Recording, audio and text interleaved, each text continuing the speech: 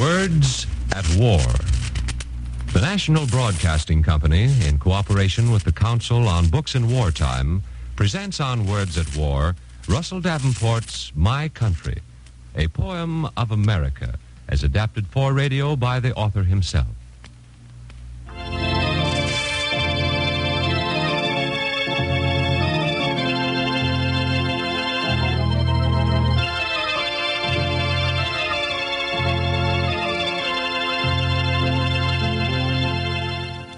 America is not a land of ease. We have not paused from action to beget heroic simile and song and frieze. We have no empire of the mind as yet, nor have we shed our light within the grave. But as the sons of enterprise and sweat honor the quick, the strong, the free, the brave, the mind whose thoughts are cradled in the hand, the fierce emancipators of the slave, exacting destiny of virgin land. We are the builders of dynamic things, successors to the spires of Samarkand, boilers and bars, propellers, wheels and wings to run and fly and dive at our behest, through which the mighty wind of freedom sings. America is not a land of rest. We are the men of motion and desire, spirits that seek, engender, and collide like atoms of regenerating fire. The Western men who must forever be consumed in deeds to which their souls aspire. The bright creative fuel of destiny that burns in action as in ecstasy. My country loves the lovers of her land. They who in spring behind the heavy plows rip up the sterile project winter planned. When brooks are like extended veins, and sloughs have soaked the feet of every shivering hill. And in the April sunlight, winter's cows crop the intoxicating chlorophyll. They who endure the agony of will to load the land with hay and golden grain and vines, and heavy corn and calves and peas, in light as hot as liquor in the brain, in August, when the sun goes down so late. And willow trees, reflective and sedate, and crimson apples like the dreams of gain. Or yet those others, restless ones, who boast some secret kinship with the course of fate, who haunt the hills with summer's screaming ghost when the New England trees disintegrate like incantations chanted to the frost. And all the jewelry of her land is lost, of which, in summertime, she was so fond, and carried outward on the beat of drums, the wings of wild geese far above the pond. The earthy men are those who have America to love and keep. Her mountaintops, her daring clouds that scud above the dappled carpets that we reap, her rain, her snow, her forest fire, her flood, her dusty winds, her tidal hurricanes, her desert buttes, her lakes blue-eyed and deep, her foaming rocks and shores, her silver veins. These are her men, to whom she will confide the secret of the seed that she contains, which has so generously multiplied within the fertile pastures of her creed. The seed of liberty, which can provide the love of man, the flower of the freed.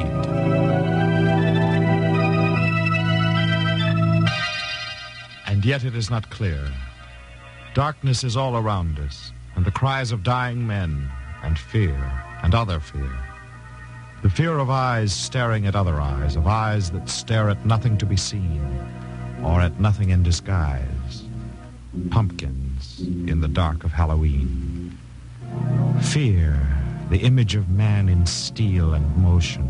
The iron image, the carborundum image. The hope of man in aluminum. The dream and cement of man with electric thoughts. The copper nerves, the brass guts, the bars. Impassioned as men are the wheels turning, like the thoughts of men, and the fires and the white pigs spouting from the bellies, and the red blooms rolled and re-rolled longer and longer to the shape of a man's ambition. There is this blind thing. There is this thing grown out of us, this thing. Thing of energy, thing of steel, of speed. Blind, infinitely strong and swift and blind. Not God's thing. Not God's thing, but man's.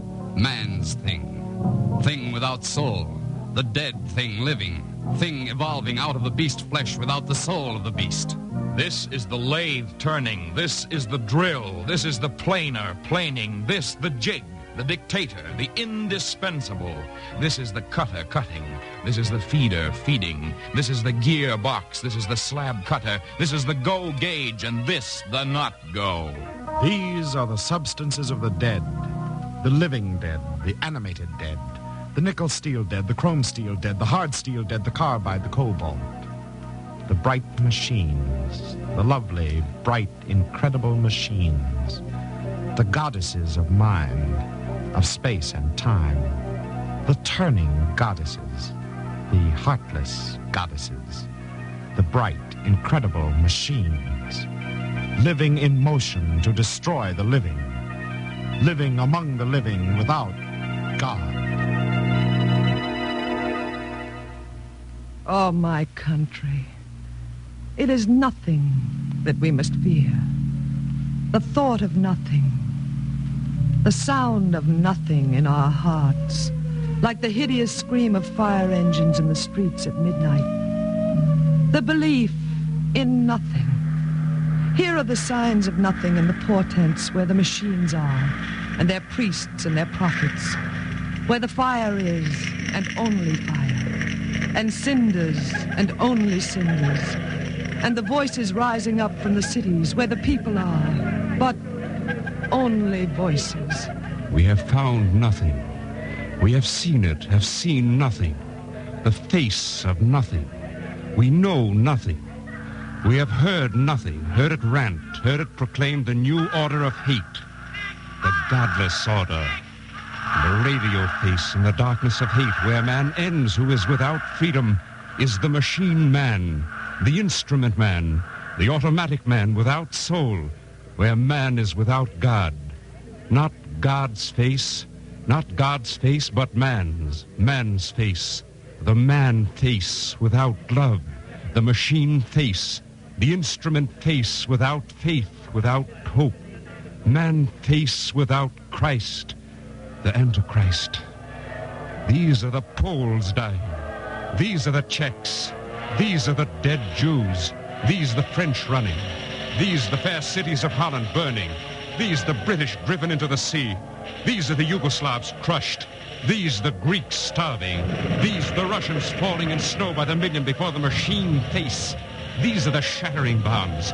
These the women, the wailing babies, the timbers falling, roofs spouting, stone walls crumbling, glass crashing, bodies flying, beds, rags, running feet, fire, water, blood. Silence.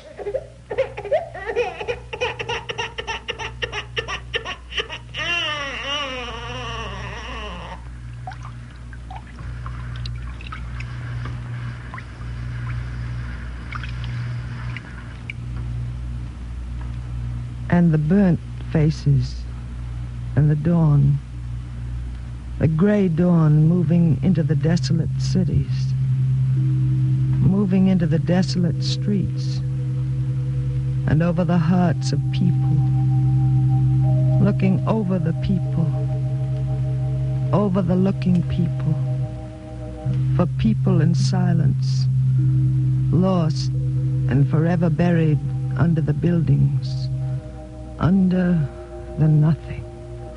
This is the face. This. Now we have seen it. Now we have seen the face, looked into the eyes. Now we know what fear is, what the price is, what pain is, what fear is, what hate is, what blood is, what fear is, what death is. Now we know that it hurts, that freedom hurts. Oh God, it hurts. Oh God, it hurts, buddy. Oh Christ, save me. Oh hell. Oh Jesus. This is more than I can take. Oh Christ. Oh God. Oh Jesus.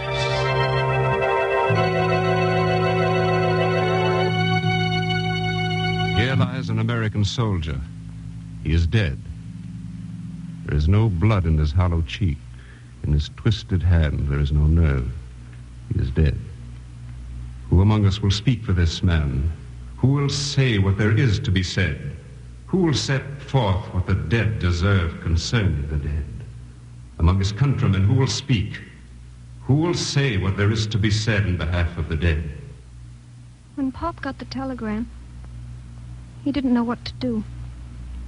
It was just afternoon, and Pop had come in to wash up for dinner, and Mom was in the kitchen, and she hollered to Pop to answer the door. And it was the telegram. I was standing there in the hall, and I watched him read it. And then I watched him just stand there. He didn't know what to do. Then he kind of crumpled it in his hand and turned with his head bowed and put one foot in the stairs and held on to the banister. But I didn't know what to do either. So I just stood there. And then without thinking, I ran up the stairs after Pop and went right in. "Is it?" I said. "Is it?" And he just nodded his head slow, held out the telegram, and I took it. But I couldn't read it.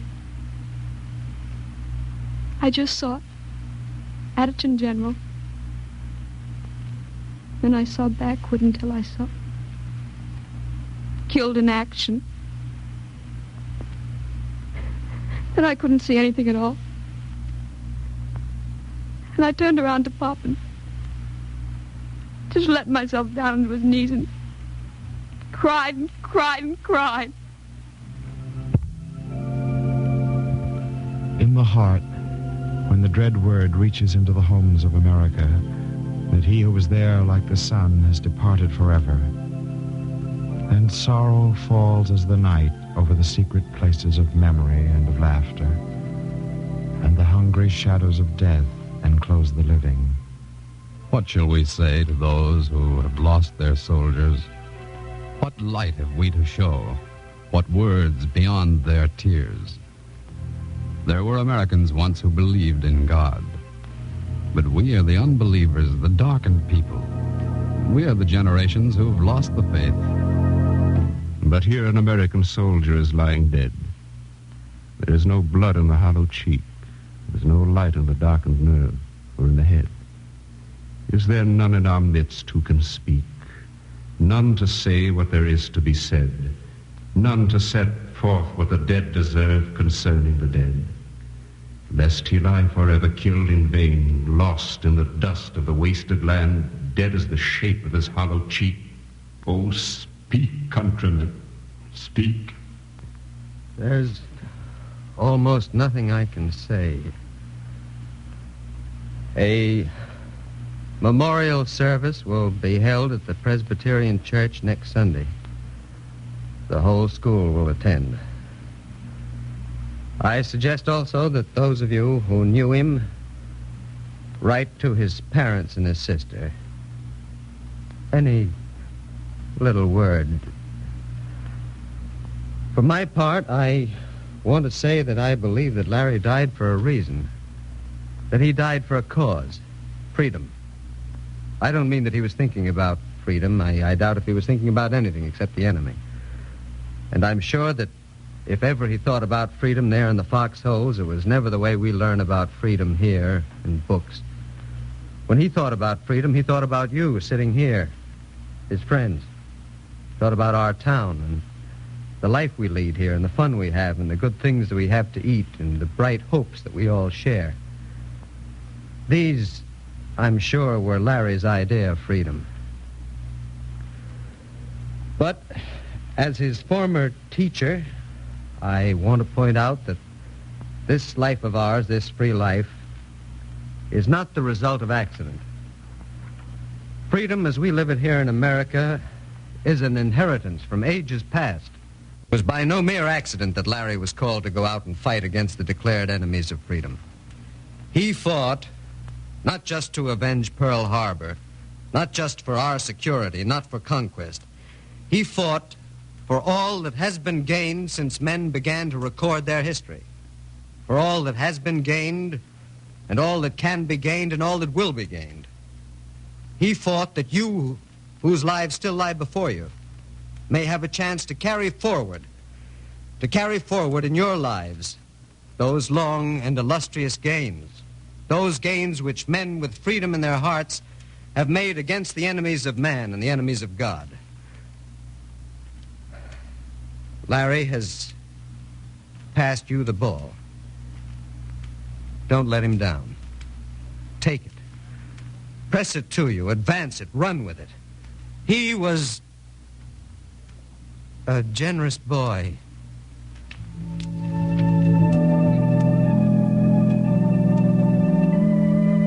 O land of freedom, spacious hope of man, where are the brave, God-given words that woke the shadowy wilderness to liberty? Where is that common faith of which we built, here on the broad foundations of your shores, a temple for a human brotherhood?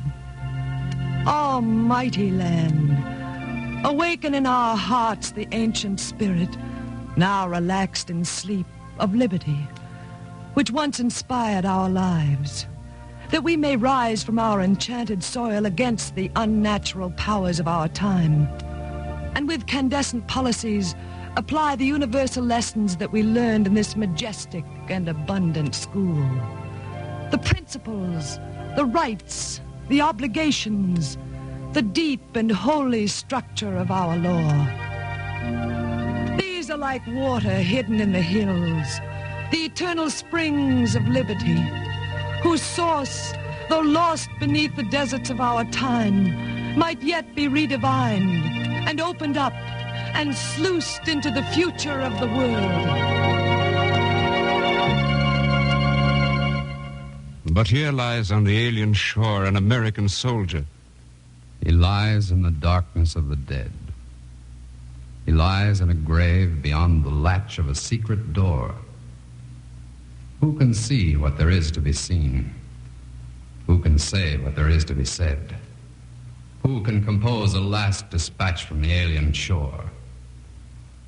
None of us here in his home can speak, and none who have known him heretofore. There is no faith in our hearts to catch the knob of the door. Who is there living among the dead to open a crack and tell us more? Who will bring word of our soldier son from the alien shore? Speak, countrymen, speak, and open the door. It might just as well have been me. We're all huddled there under the bank that rises up from the beach. And they have an emplacement up there, and they're potting us with a couple of mortars. And the Louis says we got to get them out of there. We'll just die like pigs here, he says. Who will go up and get them? So Larry steps up, and he says, I will, sir. And because I always went with Larry, I said I would, too. But I'm scared, no kidding. So we climb that there bank. And I guess it's right there I make up my mind I'm going to get it. Because it's easier that way than trying to expect to live in all that lead. Anyways, Larry starts like he's going to take on the whole army. He must be 6 or 8 yards ahead of me. And I see him take a grenade, and I see his arm go back to throw it. Then it's the damnedest thing I ever felt. I see that grenade lobbing through the air, and I see Larry fall like he didn't have any legs. He just falls.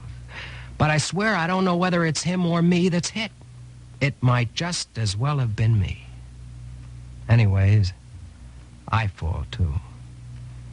I don't remember nothing then. I must have chucked all my pineapples because when the Louis comes up, he says, fine work, Carlson. He says, nice job. I'm kneeling there beside Larry, looking at his face, and when the Louis says that, it hits me hard. Because when I hear the Louis use my name like that, then I know I'm alive. And I look down at Larry, and then I know he's dead, not me. And I just put my head down onto his chest and blubber like a kid. I've thought about it in the night a lot of times. It might just as well have been me. Nobody will ever take away that feeling I had about Larry when I got mixed up. And for my money, that's what the chaplain was talking about before we got into them lousy barges. I never seen it so clear before, and I guess I never will again. And ever since then, I've had an idea. I guess maybe I'm a bit off my nut, the way you get. But the idea keeps coming back, and I wish I could express it. The idea is that when I got mixed up that way between Larry and myself, well, that's the way it is. And the idea is that if you could see it that way all the time, mixed up like that, the world would be a hell of a lot different. That's the idea. I guess I won't ever be able to express it very well. All I can say is there's something we don't see most of the time, except in times like that. I know it like I'm sitting here, because it might just as well have been me.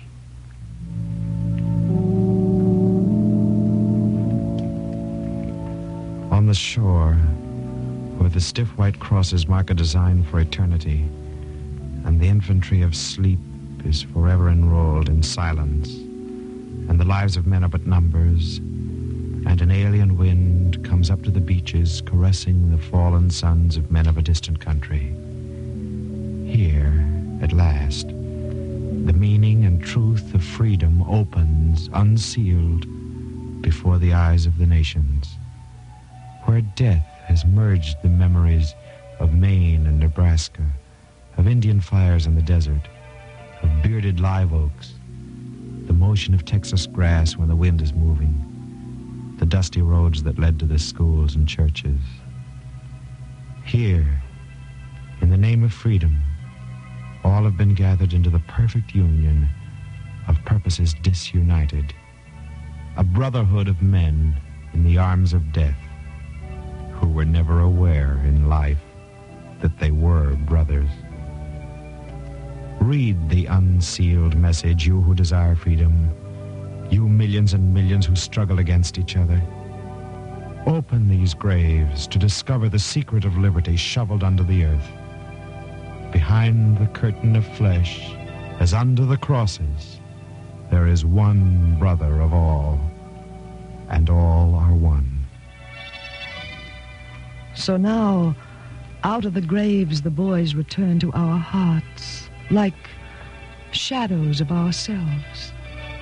Now, in the brotherhood of the dead, we can see all who have known her well, all who have loved her, who are with her no more in the shape of their hands or their faces, but are in us forever a part of her being, trappers and tillers, workers, dim representatives, heroes who died for the living, who lived for the dying. All of them, all, are forever enwrapped in our will. Deathless voters, unburied voices of freedom, invisible leaders, teachers of new generations, the living savior within us, the American dead. Let us live, therefore, in the name of those who have fallen, that in our lives they may be resurrected. Let us search for the light by which to find them within ourselves and in one another.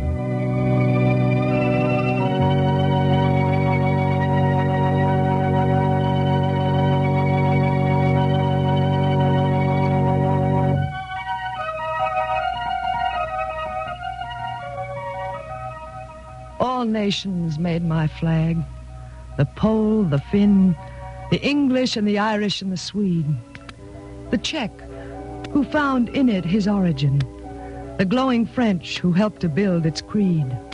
All nations, north and south, the light, the dark, are in this flag and cannot now secede. Nor yet can we, the guardians of the spark, betray their freedom in our own behalf.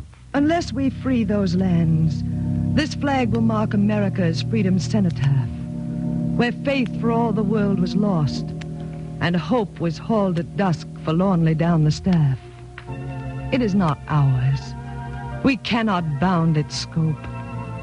What we have borrowed, we must now return to live in Earth's revolving envelope, which wings surmount and slow propellers churn. We must pass back the fire they passed to us, that it may freshen and forever burn to those who live among the hideous ruins of fear, revenge, and phobia, haunting their fallen hopes, cadaverous, bereft, and lonely for America, along the Northern Sea, or on the Rhone, or down the sad, majestic Vltava. Oh, priceless flag, guard the hopeful and the good, and lead us onward unconfusedly, that in our freedom others may be free.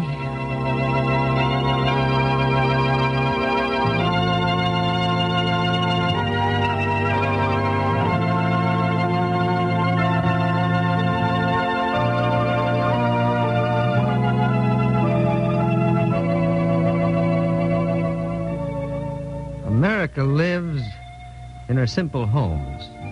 The weathered door, the old wisteria vine, the dusty barnyard where the rooster roams, the common trees like elm and oak and pine, in furniture for comfort, not for looks, in names like Jack and Pete and Caroline, in neighbors you can trust, in honest books, and peace and hope and opportunity. She lives like destiny in Mom, who cooks on gleaming stoves her special fricassee and jams and cakes and endless apple pies. She lives in Pop, the family referee, absorbing Sunday news with heavy eyes. And in the dog and in the shouting kids returning home from school to memorize the history of the ancient pyramids.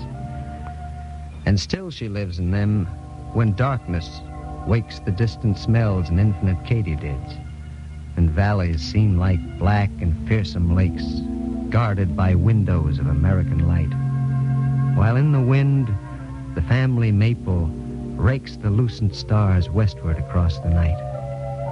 And still, however far her sons may go to venture or to die beyond her sight, these little windows shine incognito across incredulous humanity, that all the peoples of the earth may know the embattled destination of the free, not peace, not rest, not pleasure, but to dare to face the axiom of democracy. Freedom is not to limit, but to share. And freedom here is freedom everywhere.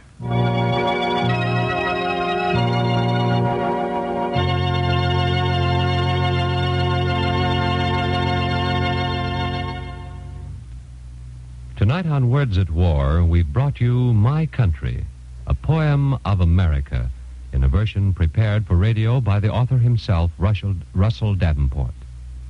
The voices which read this widely discussed patriotic poem included those of Ann Seymour, Marguerite Morrissey, Barry Kroger, Lamont Johnson, Martin Blaine, Gregory Morton, Carl Swenson, and Mason Adams.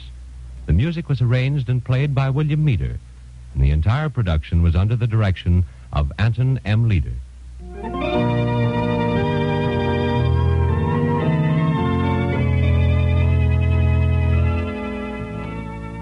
The program series Words at War, of which this is the last, has been brought to you in cooperation with the Council on Books in Wartime by the National Broadcasting Company and the independent radio stations associated with the NBC network.